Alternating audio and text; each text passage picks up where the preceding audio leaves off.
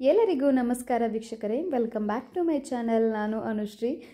ಇವತ್ತಿನ ದಿನ ಉತ್ತರ ಕರ್ನಾಟಕದ ಸ್ಪೆಷಲ್ ಹಾವೇರಿಯಲ್ಲಿ ಸಿಗ್ತಕ್ಕಂಥ ಗಿರ್ಮಿಟನ್ನ ಯಾವ ರೀತಿ ಮಾಡೋದು ಹಾವೇರಿ ಒಳಗೆ ಸ್ಟೈಲ್ ಒಳಗಂತ ತೋರಿಸ್ಕೊಡಕತ್ತೀನಿ. ಸೊ ಯಾರೆಲ್ಲ ನೀವು ನಮ್ಮ ಚಾನೆಲ್ನ ಸಬ್ಸ್ಕ್ರೈಬ್ ಮಾಡ್ಕೊಂಡಿಲ್ಲ, ಪ್ಲೀಸ್ ದಯವಿಟ್ಟು ಸಬ್ಸ್ಕ್ರೈಬ್ ಮಾಡ್ಕೊಳ್ರಿ. ಹಂಗೆ ಬೆಲ್ ಬಟನ್ ಮೇಲೆ ಕ್ಲಿಕ್ ಮಾಡಿ ಒಂದು ಲೈಕ್ ಮಾಡಿರಿ. ಬನ್ನಿರಿ ಇವಾಗ ನಾವು ಗಿರ್ಮಿಟ್ ಮಾಡಿ ತೋರಿಸ್ತೇನಂತ.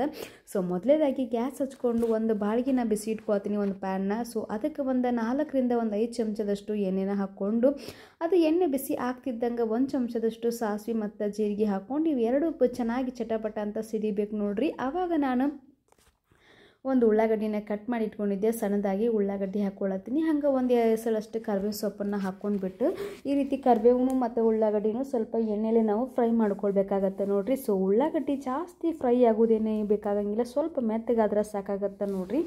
ಇವಾಗ ಈ ಉಳ್ಳಾಗಡ್ಡಿ ಸ್ವಲ್ಪ ಮೆತ್ತಗಾಗ್ತಿದ್ದಂಗೆ ಒಂದು ಅರ್ಧ ಚಮಚದಷ್ಟು ಅರಿಶಿನ, ಹಂಗೆ 1 ಚಮಚದಷ್ಟು ಉಪ್ಪನ್ನು ಹಾಕ್ಕೊಳತ್ತಿ, ರುಚಿಗೆ ತಕ್ಕಷ್ಟು.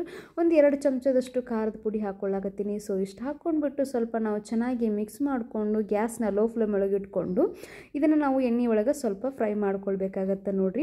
ಸೊ ನಮ್ಮ ಉತ್ತರ ಕರ್ನಾಟಕದ ಸ್ಟೈಲ್ ಒಳಗೆ ನೀವು ಒಮ್ಮೆ ಆದರೂ ಈ ರೀತಿ ನಾ ತೋರಿಸಿದಂಥ ರೆಸಿಪಿನ, ಇದು ಗಿರ್ಮಿಟನ್ನ ಒಂದ್ಸಲ ಮಾಡಿ ನೋಡ್ರಿ. ಭಾಳ ತುಂಬ ಚೆನ್ನಾಗೈತಿ ನೋಡ್ರಿ ಈ ರೆಸಿಪಿ.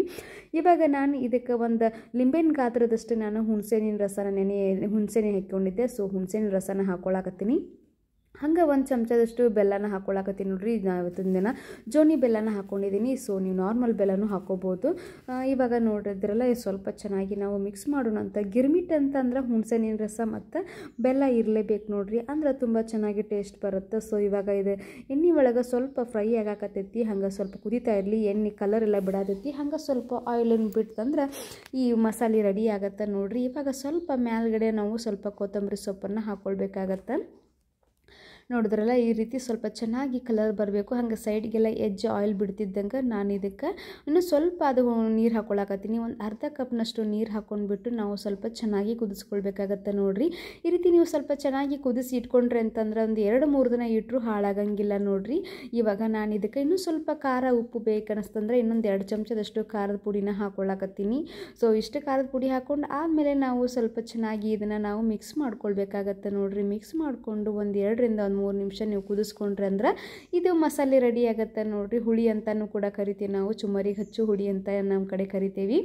ಸೊ ಇವಾಗ ಇದು ರೆಡಿ ಆಗ್ತಾ ಇದೆ. ಇವಾಗ ರೆಡಿ ಆದಮೇಲೆ ನಾನು ಇದಕ್ಕೆ 1 ಚಮಚದಷ್ಟು ನಾನು ಪುಟಾಣಿ ಹಿಟ್ಟನ್ನು ಹಾಕ್ಕೊಳ್ಳಾಕತ್ತೀನಿ. ಸೊ ಪುಟಾಣಿ ಹಿಟ್ಟು ಹಾಕೋದ್ರಿಂದ ಸ್ವಲ್ಪ ಗ್ರೇವಿ ಸ್ವಲ್ಪ ತಿಕ್ಕಾಗಿ ಬರುತ್ತೆ ನೋಡ್ರಿ. ಪಲ್ಯ ಸ್ವಲ್ಪ ಗಟ್ಟಿ ಆಗುತ್ತೆ, ತುಂಬ ಚೆನ್ನಾಗಿ ಅನ್ಸುತ್ತೆ, ಚುಮ್ಮರಿ ಜೊತೆ ಹೊಂದ್ಕೊಳ್ಳುತ್ತೆ. ಸೊ ಹಾಗಾಗಿ ಇವಾಗ ಇದನ್ನು ಸ್ವಲ್ಪ ಕುದಿತಂತಂದ್ರೆ ನಾವು ಈಗ ಗ್ಯಾಸನ್ನ ಆಫ್ ಮಾಡಿಕೊಂಡು ಇಟ್ಕೋಬೋದು. ಸೊ ಇದನ್ನು ಒಂದು 2 ರಿಂದ 3 ದಿನದವರೆಗೂ ನೀವು ಈ ಮಸಾಲೆನ ರೆಡಿಯಾಗಿ ಫ್ರಿಜ್ ಇಲ್ಲದೆ ಹೊರಗಡೆನೂ ಕೂಡ ಇಟ್ಕೋಬೋದು ನೋಡ್ರಿ. ಸೊ ಇವಾಗ ಇದಕ್ಕೆ ಆಗೈತಿ. ಹಂಗೆ ನಾನು ಒಂದು ಗುಂಡಿ ಒಳಗೆ ನಾನು ಚುಮ್ಮರಿನ ಹಾಕ್ಕೊಳ್ಳಾಕತ್ತೀನಿ, ಒಂದು 2 ಪ್ಲೇಟ್ ಆಗುವಷ್ಟು. ಸೊ ಇಷ್ಟು ಹಾಕ್ಕೊಂಡು ನಾನು ಇದಕ್ಕೆ ಪಲ್ಯನ 1.5 ಸೌಟ್ನಷ್ಟು ಪಲ್ಯನ ಹಾಕ್ಕೊಳ್ಳಾಕತ್ತೀನಿ. ನಿಮಗೇನಾದರೂ ಸ್ವಲ್ಪ ಚುಮ್ಮರಿ ಸ್ವಲ್ಪ ಸಾಫ್ಟಾಗಿ ಬೇಕಂದ್ರೆ ಈ ಮಾಡಿದಂಥ ಪಲ್ಯನ ಸ್ವಲ್ಪ ಜಾಸ್ತಿ ಹಾಕ್ಕೋಬೇಕು. ಹಂಗೆ ಸ್ವಲ್ಪ ಮೀಡಿಯಮ್ ಆಗಿರ್ಬೇಕಂತಂದ್ರೆ 1 ಸೌಟು ಪಲ್ಯ ರಗಡಾಗತ್ತೆ ನೋಡ್ರಿ, ಸಾಕಾಗತ್ತೆ ಇದಕ್ಕೆ. ಇವಾಗ ಈ ರೀತಿ ನಾವು ಸ್ವಲ್ಪ ಚೆನ್ನಾಗಿ ಚುಮ್ಮರಿ ಜೊತೆ ಮಸಾಲೆ ಎಲ್ಲನೂ ಹೊಂದ್ಕೊಳ್ಬೇಕು ನೋಡ್ರಿ. ಇದು ಎಲ್ಲನೂ ಸ್ವಲ್ಪ ಚೆನ್ನಾಗಿ ಈ ರೀತಿ ನೀವು ಮಿಕ್ಸ್ ಮಾಡ್ಕೊಳ್ಬೇಕಾಗತ್ತೆ. ಇವಾಗ ಮೇಲ್ಗಡೆ ಇದಕ್ಕೆ ನಾನು 3 ರಿಂದ 4 ಚಮಚದಷ್ಟು ಪುಟಾಣಿ ಹಿಟ್ಟನ್ನು ಹಾಕ್ಕೊಳ್ಳಾಕತ್ತೀನಿ. ಸೊ ಗಿರ್ಮಿಟ್ ಅಂದರೆ ಪುಟಾಣಿ ಹಿಟ್ಟು ಇರಲೇಬೇಕು ನೋಡ್ರಿ. ಪುಟಾಣಿ ಹಿಟ್ಟಂದ್ರೆ ಹುರಿಗಡಲೆ ಪುಡಿ ನೋಡ್ರಿ.